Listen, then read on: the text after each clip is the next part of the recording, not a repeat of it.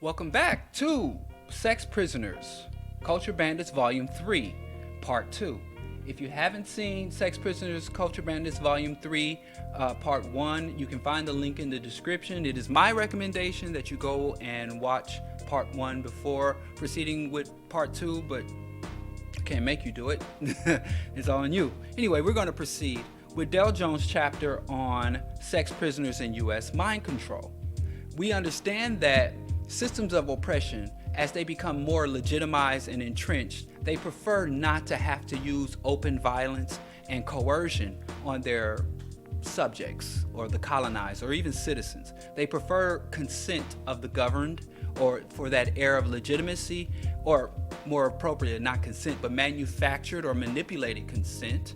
And sex is a major tool and instrument in a culture, in a society, and a system of oppression in order to get people to acquiesce to the systems and institutions that exist, to the status quo. Because within the arena of sex or pursuit of sex and intimacy are concepts like your worth and your worthiness, attractiveness, feelings of attachment. So for decades, really, if not centuries, people who seek to control masses of people always either put restrictions on sex or protocols for sex, or even to open up the floodgates for sexual expressions or greatly limit the opportunities for sex in systems of control. Very seldom do they allow individuals to develop independently or freely or communally their ideas of sex. In his chapter on sex prisoners in U.S. mind control, Del Jones speaks about some specific mass mind control experiments, such as the 1953 LSD experiments, the MK Ultra program, the Willie Lynch letter. I have my issues with Willie Lynch, my writings and presentations on Willie Lynch, but it's here, so we gotta include it. And Project Monarch, which is trauma-based mind control. All of these methods of mind control, Willie Lynch excluded because, again, I'll just have to say it, Willie Lynch is a fairy tale. It wasn't a real program. Willie Lynch was not a real person, and the Willie Lynch effect is both ahistorical, it's not a truly historical event, and it's pseudo-psychology at its finest. So, but the debate on Willie Lynch, to me, has been concluded. It's not really anything we would include, or I would include in a discussion about mind control, especially as it relates to the black condition. But a lot of people rest on Willie Lynch because it is a pretty, on the surface, it seems to be valid, but as you start to penetrate beyond its assertions, you'll see that it doesn't really hold up. But anyway, all of these methods, whether using drugs or using trauma-based mind control or trying to insert psychological triggers, all seem to have failed or had very limited success for the systems and institutions of global white domination. But what they did find was public relations embedded with sex. We've all heard the term sex sales, and sex is used in everything from selling you trucks to contractors and to selling you services, whether it's a masseuse or just buying clothing. We know that sex appeal is embedded in everything because the public relations industry found that you didn't really need to employ these high methods of mind control and drug-induced and trauma-induced mind control when you can simply tap into one of the most fundamental drives of human beings, which is sex and the sex drive. Because embedded within sex and the sex drive is your very worth. Like being sexually desired is tied to your sense of self and your sense of self-worth, value, and valuing other people, connections. And we go out and spend a lot of money in order to, and even though there's a lot of rhetoric amongst youth today, well, I do this for myself, and I don't do this because I want what other people think, and I don't give a damn what other people think. The promoters of public relations and advertising and propagandas and the political and psychological control systems beg to differ. They do think that other people really do matter, and other people's perception and our desirability in front of other people is very much still at the fore, even if we deny it on the surface. So U.S. mind control chapter is very telling. Moving on, Michael Jackson, whom we've spoke about Michael Jackson throughout since our beginning in our reviews of the various Culture Bandits books, is basically a case study, and not just Culture Bandits from a musical, artistic, cultural perspective, but in terms of the mind control techniques where the systems and institutions of white domination would pick a figure from within our community to represent values, ideas, lifestyles, and aspirations to us, but they had to make sure that if they're going to allow an individual or a group or a class of black people to elevate and get fame and fortune, they could turn around and use that fame and fortune to subvert the system. Bob Marley, Fela Kuti. So they wanted for lack of a better term, a puppet, someone that they could control, someone that they can put on the world stage, give an enormous amount of influence, and know that that black individual, no matter how much racism they are faced with themselves or they are exposed to themselves, will always promote the agenda of the oppressor. And Diallo Jones asserts that Michael Jackson was a case study of being both a culture bandit tool and a sex prisoner. One thing he talked about was Michael Jackson's divergent personalities, which was evidence that he was both a sex prisoner or a mind control subject. He pointed out that Michael Jackson had such strong divergent personality traits that he would even call Michael Jackson a Manchurian candidate. Some of the characteristics he points out in the book is: one, Michael Jackson was a furious and aggressive, dynamic performer. He also was a perfectionist as a recording artist. He was a shrewd businessman. We all know the story about how he got the Beatles catalog. He was shooting a duet with Paul McCartney, and Paul McCartney was talking about buying back the Beatles catalog, and he wished him good luck in that effort, then went behind Paul McCartney's back and bought the entire Beatles catalog, which was one of the most valuable musical catalogs at that time. So a man that is aggressive on stage, dynamic, perfectionist, shrewd in his person of person, when you would meet him off the stage, when he was not performing or being the Michael Jackson of the public stage, he was a non-sexual black male. Or that's how he projected, as asexual, extreme childlike personality. He was a lover of white cultural icons such as Elizabeth Taylor and Marlon Brando, and he hung out with children in an alleged non-sexual manner. So these are two extreme contradictions, and when you see extreme contradictions within the psyche of one individual, Diallo Jones notes that is evidence that that person has been detached from themselves, that person is controlled from outside themselves, that person has such strong internal contradictions that you don't even know who or what they are. And that allows for them to be controlled, molded, and directed by external forces.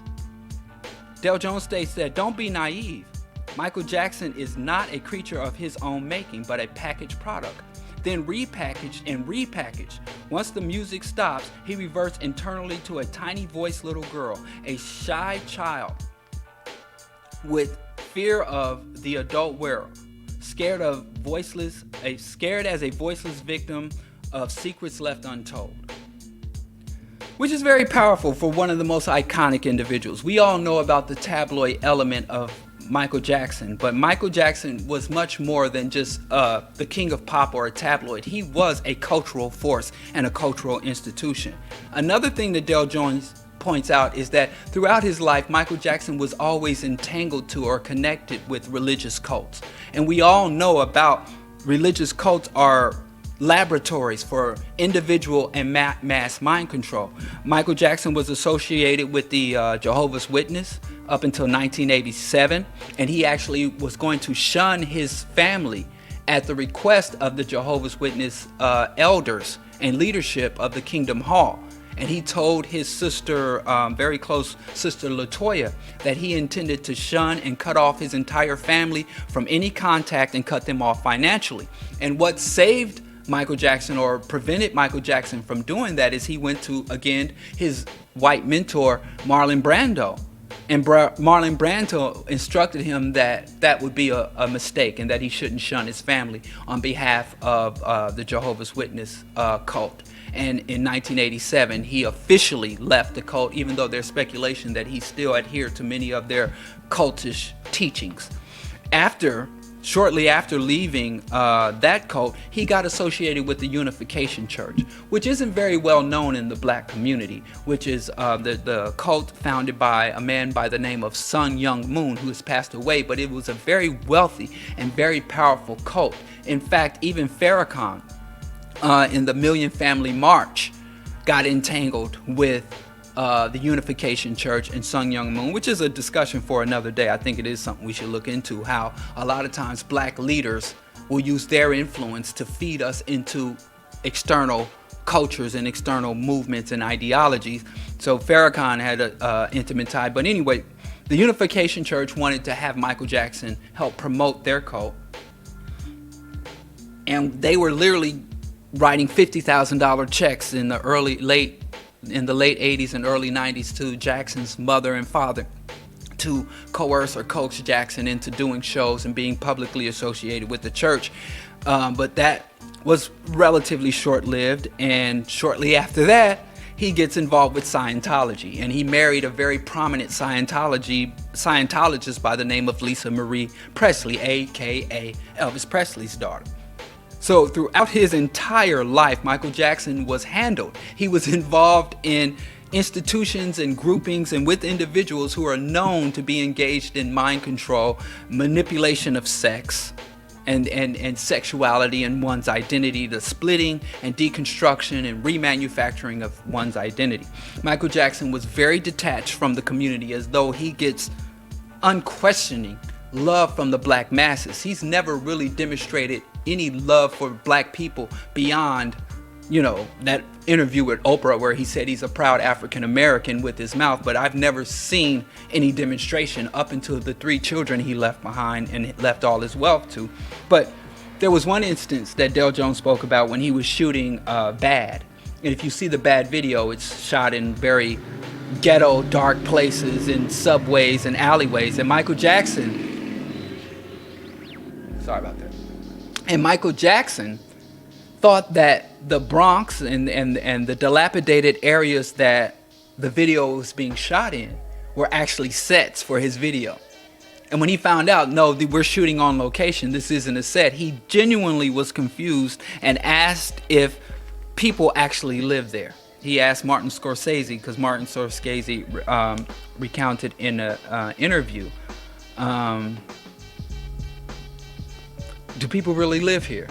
But we think he was our guy, and we all know, I've been to Gary, Indiana. One of my best friends growing up, shout out to Sage, was born and partially raised in Gary, Indiana. And you would think that'd be something hard to abandon or forget that you come from, but apparently he did. Del Jones warned us again and again. He stated that stars are not selected and made. Stars are selected and then made by business apparatus, not by fans. You may believe that, oh, this guy has a great talent and therefore we love him. Talent is not enough. You have to be an asset to the industry. You have to be an asset to the economic system that fuels the industry. You have to be an asset to the governing system and the military system that oversees the economic system that allows for such an industry to exist. And I'm not saying you can't enjoy the music, you can't get on the boogie, but you should at least be aware that you're looking at an asset of the oppressor. You're being entertained by the asset of the oppressor, and we should be careful about how much loyalty and fealty we give to assets of our oppressor. Moving on, he also referred to the book Michael Jackson, The Magic and the Madness. A guy by the name, and I always butcher this name, Randy Taraboroli, who wrote about both Michael Jackson and LaToya Jackson, who are both sex prisoners. Dale Jones said that from appearances, of course, he's speaking as a journalist, observing and compiling information, but he said from appearances, Michael Jackson, who was a sex prisoner, mind control victim, was a successful example. Whereas LaToya went through the same processes, but her processes would continue to break down, which was essentially the reasoning behind her failure to reach success, even though she had some hit songs and she never really reached the level of fame of Michael Jackson. And I know some of y'all, well, she wasn't as talented. That could also be argued, but we gotta know in 2020 that talent alone is not what makes someone a star or denies them the ability from being a mega star, especially in pop music.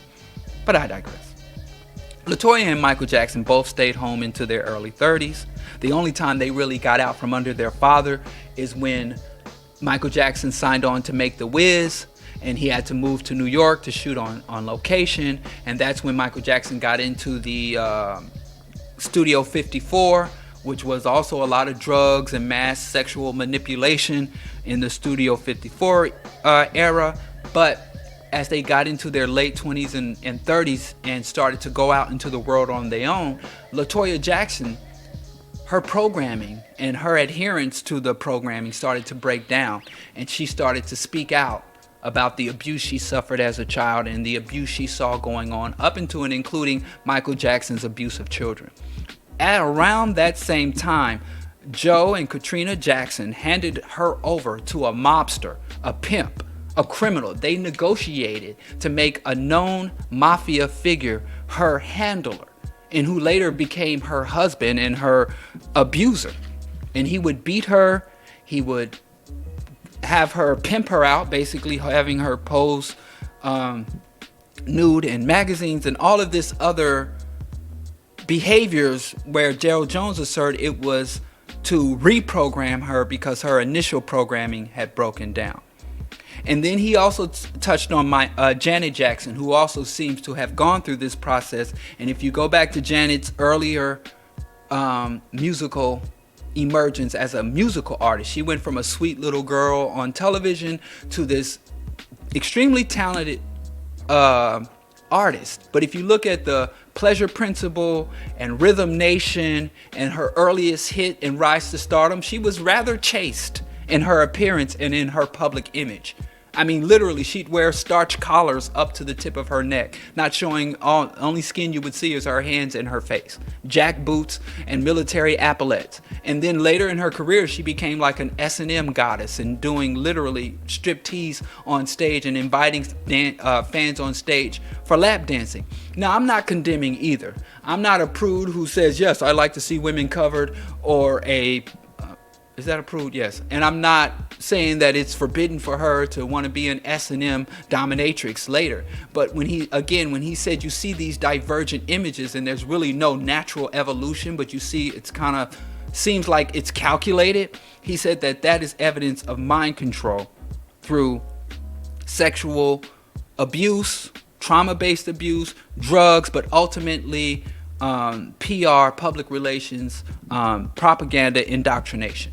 So, again, Dale Jones, I won't go too much more into, for sake of time, of the Michael Jackson family, but if you check out the books, all three of the books, he kind of touches on, because in the time that Dale Jones was writing the three books on Culture Bandits, Michael Jackson was truly the king of pop, the king of all media, really, the most well-recognized and beloved artist of the time, because these series of books started in the mid-90s and follow pop culture all the way up into the early 2000s, which was a time that Michael Jackson did rule the radio, MTV, and all other forms of media.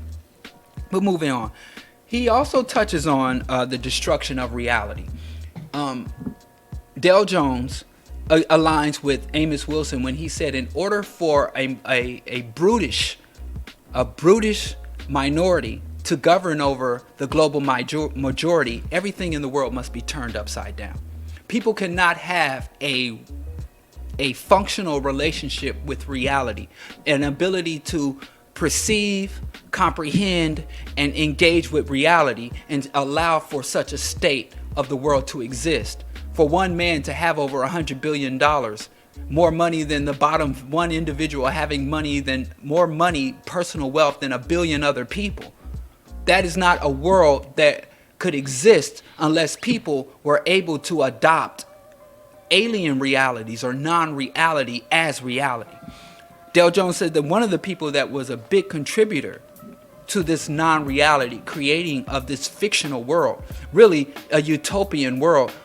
Capitalism is a utopian concept, meaning it teaches that no matter where you come from, no matter what limitations you have, if you're willing to work hard, keep your nose to the grindstone and stay off drugs, drink milk and stay in school, you can be whatever you want to be. And they have all these fake ass stories about how people went from nothing, rags to riches. That's a utopian absurdity. And one of the people that promoted this utopian absurdity was Walt Disney. Dale Jones states that Walt Disney, he was a racist who hated black people. The only ones he employed shined shoes. If that is not enough, he worked for the FBI. He worked with the CIA. He did business with the mob and was a tool of the deadly Illuminati. The greatest con of all time is the Disney fake, wholesome, family-oriented hustle. In fact, Walt was anti-children and a tool to brainwash American children to continue the capitalistic exploitation of people of this earth. We've been played. And so he goes in further to point out some of the most iconic movies of Walt Disney's studios, and how on the surface it's some heroic tale about redemption, some heroic tale about love, but in the core of it, Western culture, Western values, whether it's individualism, accumulation, or anti-black, anti-Native American, anti-Asian racist images were embedded from then to now. And again, which I had read this some time ago, it's just I forgot. Yeah, Walt Disney was anti-socialist, anti-capitalist, pro-colonialism. He worked with the FBI and CIA to make sure that leftists could not get a place of influence within American society, and especially within American entertainment, media, and journalism, which is why U.S. media to this day is some of the most patriotic, nationalistic, pro-Western media of all. Even our beloved, whether it's Will Smith or even Chadwick Boseman, the characters they play are pro-American, pro-integration, pro-Western concepts and culture, almost to a role. And that's not by accident. That is by very strict design.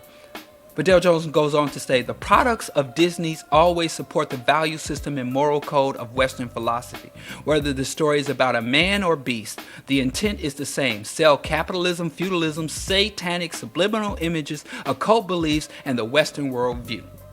And also he goes into detail about this wholesome company that makes media for the family, and how they displace thousands of people to build Disneyland and Disney World and all these other properties owned by Disney's, how they would go into the local government and use everything from eminent domain to swindling people from out of selling their house at undervalue. It's really a despicable monopoly that is seen by the world. I mean, many of my little nieces and nephews and little cousins have been, and my family members take what little money we have and take them on a trip to Disneyland. To this day, black folks are still all posseing up and saving our little wooden nickels to go to Disneyland to continue to feed this beast, Disneyland. And I'm not sitting here as a saint above everyone. I've seen all the Marvel movies, and I will see the Marvel movies in as they come. I ain't going to the theaters even before the pandemic, but I'm not saying you can't enjoy this media. You can enjoy something and still be conscious of the greater societal implications. You don't have to shut off your cognitive mind when you want to just enjoy something. You could still enjoy something with the understanding of the larger systems and implications of what brought that to you. Moving on, he talked about in more detail about Bob Marley's assassination, because he said before they could build up their puppet icons, Initially, and I know this is a bit of review, you should go back and watch all of the Culture Bandits series 1, 2, and 3. But he said before they could initially, they wanted the propaganda apparatus of Western power, Western hegemony, wanted to erect a white icon, pop star, global icon. And they attempted that with Elvis, and they found that they just couldn't elevate, or Eminem, elevate and sustain that. So they found out there's no way we could get a white artist to speak to the non-white world. Like white folks, they love Elvis to this day. But I could get some. I mean, at one time, Eddie Murphy was the largest owner of Elvis Presley memorabilia. So some black folks of Elvis Presley jumpsuits and memorabilia in the world. But he said he divested in all that long ago. But most black folks are like, they're not going to look at Elvis imitating black people. So they knew they would have to get black icons in order to be the Pied Pipers of Western culture within black communities across the globe and non-white communities. So the original global icon, Bob Marley, and his successor, Fela Kuti, they had the talent, they had the ability to speak to the desires, the needs, the lust, the everything, the righteousness and the slackness of the masses of the people, but they didn't have the right politics or ideology. So they had to be eliminated. He talks about the necessity to defeat Bob Marley, but it was also relevant to methodology, how they had the son of the CIA director had infiltrated Bob Marley's entourage under the auspices that he was going to shoot a documentary about Bob Marley. And he gave Bob Marley a pair of boots that when Bob Marley put the boots on, he pricked his toe, and that wound never healed. I mean, it's really, and so I'll just give you the name of these people. You look up Carl Colby, who's the son of CIA director Bill Colby, who worked with Bob Marley, this guy named Carl Colby gave a pair of boots to Bob Marley. And then Bob Marley went to see Dr. Joseph Issels to get alternative natural treatment. And then it turns out later that Dr. Joseph Issel was a Nazi, a card-carrying member of the Nazi Party, and was even tried for war crimes in the post-World War II era. So he had everybody from the CIA to Nazis with their hands in the pot of Bob Marley. And he basically pointed that out to say that even when you're conscious, it's not enough to be a conscious individual. You got to watch your environment. But he always said that Bob Marley was our martyr, and they had to take out Bob Marley and made sure no other conscious and Fela to make sure no other conscious revolutionary artist would rise to global superstar status. So you got a lot of talented African artists, but they're going to always be second or third or fourth tier or so-called underground. And it's not because the people don't want or need that message. It's because the media apparatus, the propaganda apparatus, along with the CIA, FBI, and other international bodies, even the Mossad, who are embedded in most multinational corporations, especially media corporations, will not allow this to happen. And he sees where Del Jones, if you look at the previous series, he talks about how culture, they understand that culture is more important than the military. Del Jones, one of my favorite quotes from Del Jones he said warfare is 90% culture, only 10% arms and tanks and aircraft carriers. And he said if you let your enemy penetrate your culture, then it doesn't matter how many weapons you have. It doesn't matter how much gold you have, nor how much oil you have under your soil. All the material, arms, and resources in the world will not matter if you don't sustain your culture. And you let your enemy, or as he says, once the enemy penetrates your culture, it's all Mickey Mouse from there forward. Del Jones states, another quote from the text, most people don't realize that when you spend a large amount of your time in pursuit of entertainment, you are victimized by other people's imaginations at the expense of your own. You no longer can create the ideas you need to liberate yourselves. You can only repeat strategies and tactics of those who've come before you. So, again, I'm not saying don't consume the mass media, but a good part of your diet, you need to constantly and consistently and deliberately construct a Pan-African revolutionary diet of revolutionary films. And maybe I'll start reviewing some of these revolutionary albums and films, Quilombo, Sarah Unya, Spook Set by the Door. We'll do some reviews and breakdowns of those films because we need to, every home, I always say every home needs to be its own Pan-African library, own Pan-African archives where we value the products of our revolutionary artists and scholars as much as they value the Constitution, how they keep the Constitution under lock and key. And every home should be a reservoir of African revolutionary culture and knowledge. But I digress. Dale Jones, in his final chapters, talks about African global cleansing. Cleansing is not my favorite word because a lot of fascists, Nazis, use this term cleansing, but I guess Dale Jones explains what he means. Dale Jones states that there are many examples of traditional rituals that must be reviewed. Some need to be destroyed, others updated, along with those brought forth. We must create as we dismantle. We look to create new institutions as others are plowed under. What he's basically saying is, you already know, if you're reading Dale Jones, you already know Western culture is anti-life. It's omnicidal. It's inherently racist. There's no redeeming assets for us embedded within our oppressors' cultures. But within our own cultures, after centuries of colonization, enslavement, and integration, or as Muda Baruka says, it's not good to stay in a white man country too long. We've been amongst them, so we have a lot of contaminations. Whether he talked about on the continent, where it's female genital mutilation, or aka women's circumcision, and Islam and Christianity, which is wholeheartedly embraced by the masses of African people, materialism, individualism. We know we have been, even within our traditional cultures, within our community, whether it's soul food or the Orisha, everything, because we've been oppressed for so long, and our culture has been so greatly manipulated, every element of our existence needs to come up for review. And as Dr. John Henry Clarke said, anything within our culture, within our community, within our possession that is not an asset for our liberation should be thrown into the ash can of history. I've said it before, and people don't like, I said anything you do and your only justification for doing it is tradition, and you have no other explanation or reasoning for doing it, more likely than not, it's not really of value.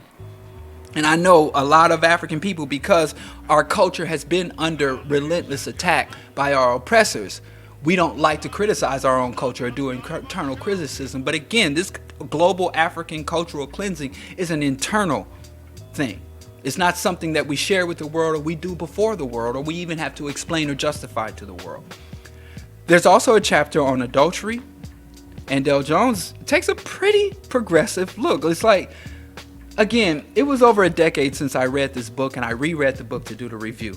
And upon returning to Sex Prisoners, I really did think there would be a lot more conservatism, black conservatism in the book. But Dale Jones is more progressive in most of his ideas than I remember. So Dale J states, excuse me.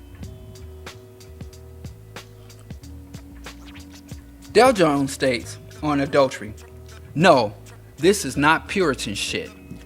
All of it can be avoided if we refuse to enter into relationships we have no intentions to keep. I mean, don't deal with a single partner relationship with a monogamous flavor if that's not your thing,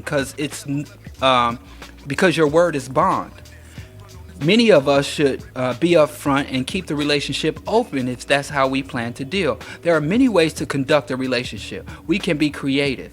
You know damn well that most of your targets would not enter such relationships if they were known your actual intentions or desires.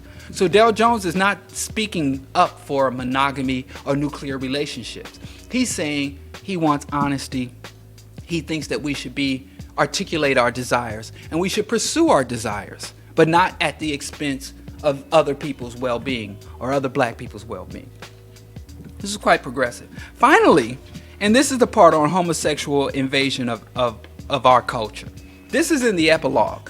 This part on homosexuality was actually inserted in the epilogue. It's quite peculiar because he didn't mention, which I thought he would say more about homosexuality in the book, but he didn't mention homosexuality until page 130, And the book is only 136, 38, about 140 pages. And this is it. This is the little section, like this right here. And I'm like, wow, this is from the late 90s, early 2000s. We was going in. That was the boom bye-bye era. And it's kind of ironic that Dale Jones stated as his example of the combating the homosexual invasion of African culture. He pointed out, he named by name Robert Mugabe, the leader of Zimbabwe, and Sam Njomo of Namibia, because Mugabe was a Roman Catholic to the day he died, and he became a icon in the black community because of his persecution of African homosexuals. And at the same time, and also the land reform, which was a failure. It was a dynamic failure. I think I did. If you go to the Bro Diallo archives, you can see my assessment of the Mugabe land reform, how it was the right thing to do. He did the right thing in an extremely wrong way, but I digress.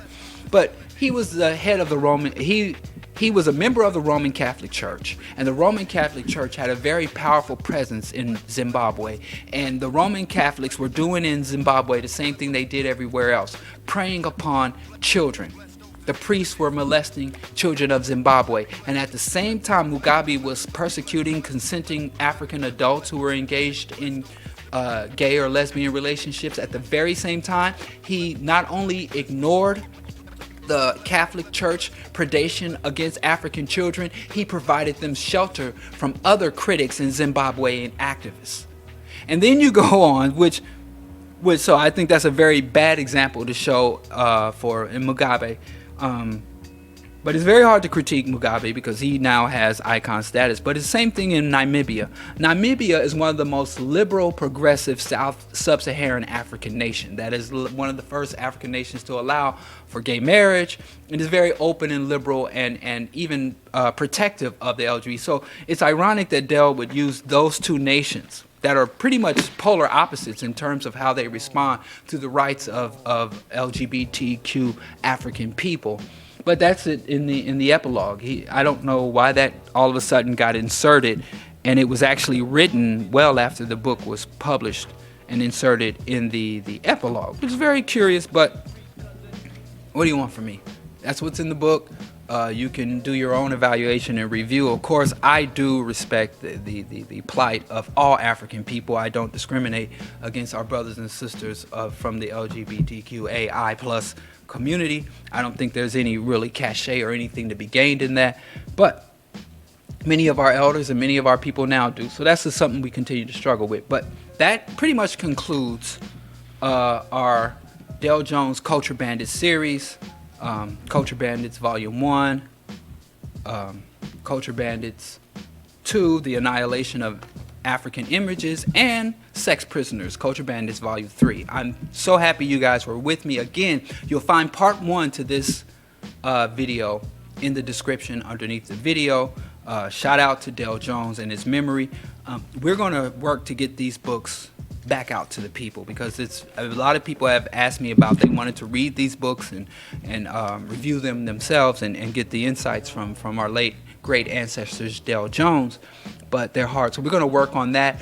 Please support, subscribe, give a thumbs up. Please share this video. I look forward to the ongoing discussion. I'm going to start a more in-depth book discussion, not a review, but a book discussions of the book we cover on my Patreon page. Look to and join my Patreon for links to those online discussions, and hopefully after the pandemic we can do some in-person and online discussions.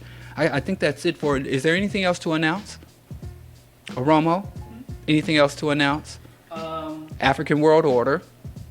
Patreon, I already mentioned that. That's it. Oh, and you can get fly gear, my Black Power Patreon shirt. I've had this a few years, but yours will be a little bit more crispy than this one if you order it, because I've had this one for a while. But anyway, is that it? New month. Yeah, it's new items. Just go to DialloKenyatta.com is fully updated. The archives are updated. Go and check out the new design for the website. There's also a search feature where you can go to DialloKenyatta.com and search anything from feminism to veganism to politics, race, warfare, and it will give you all of my writings and shows and presentations on that topic. Education. Let me know how you like that at DialloKenyatta.com, and I'll see y'all next time. What's the next book we're doing? Black on Black Violence. Here. This will be our next text, Black on Black Violence. And then after that, we're going to do Malamu Baruti's book. Someone just requested another book. Oh, Fanon. So we've got a lot of books in the pipeline, and we're going to work on getting out at least one a week. One review a week. That's it. All right. Peace.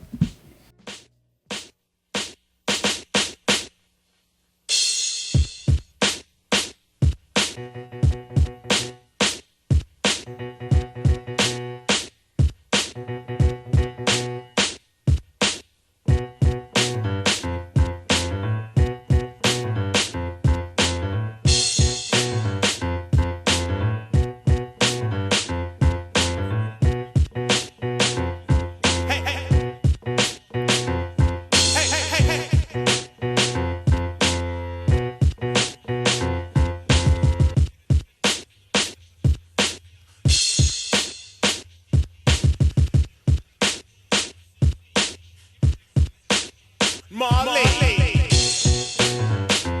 Yeah. Say.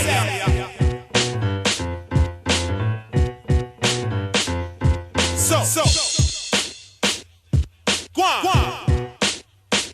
Yeah. Guan.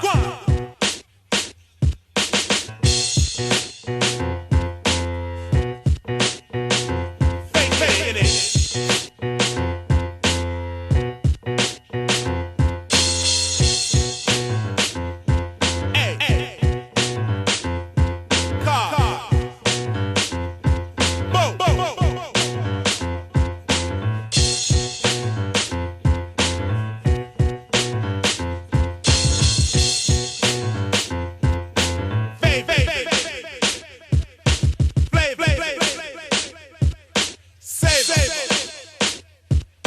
Save.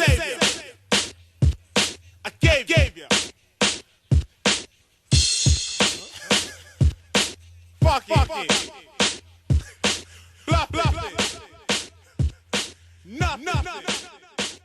Boogie down.